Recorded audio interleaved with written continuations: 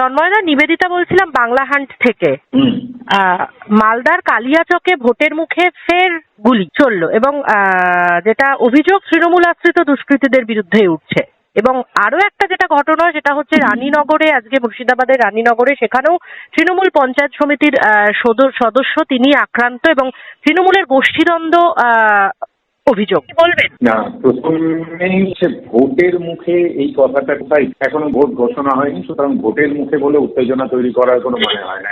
দ্বিতীয় কথা হচ্ছে কালিয়াচকে একটি ঘটনায় কেউ আক্রান্ত হয়ে সেখানেও দায়ী, এবং যেখানে রানীনগর তৃণমূলের নেতা আক্রান্ত হয়েছে সেখানে বললে সবকে দায়ী করলে হবে না। দেখতে হবে তারা যারাই কাজ করে থাকুক তাদেরকে আইনের আওতায় হয়ে তাদের মঙ্গলরাজ চলে না, যেটা বোঝানোর চেষ্টা করছে বিরোধীরা, হয় না। এরকম ঘটনা এই জায়গায় ঘটে থাকবে পুলিশ প্রশাসন তৎপরতার সঙ্গে ব্যবস্থা নেবে এবং আইন অনুযায়ী যা যা করা তাই। কিন্তু বিজেপির তরফ থেকে যেটা বারবার করে অভিযোগ করা হয়, সুকান্ত মজুমদারও বলেন যে দেশে একদম আইনের শাসন নেই, জঙ্গল রাজ চলছে, তো সেটাই কি বারবার করে প্রমাণিত হচ্ছে? এই রানীনগরের ঘটনা, মালদার ঘটনা তার কি প্রমাণ নয়? সুকান্ত বাবু নিশ্চয়ই চশমা পরে দেখেন, যেখানে একদিক দেখা যায় আর একদিক। ওনাকে জিজ্ঞাসা করুন যে জুয়েল রানা বলে যে বাংলার পরিযায়ী উড়িষ্যা দিয়ে মারা হচ্ছে এবং যে মারা গেছে সে বোধহয় পশ্চিমবাংলার, তো বাংলার ভোটে নির্বাচিত একজন জনপ্রতিনিধি বাংলা ছেলেটির হয়ে তো কোনো কথা, সেখানে জঙ্গলরাজ, যেখানে কুলদীপ সেঙ্গারকে বেল দিয়ে দেওয়া হয়েছে, খারিজ করে দিয়েছে, আর নবাব জানান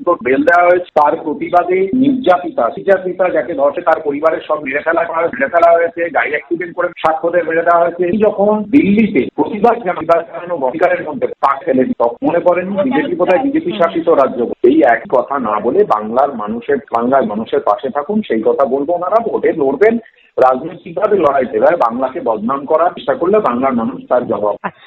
আরো ভালো ভালো খবর দেখতে সাবস্ক্রাইব করুন বাংলা হান্টের ইউটিউব চ্যানেল। বাংলা হান্টের আরো খবর দেখতে নজর রাখুন। বাংলা খবর মানেই বাংলা হান্ট।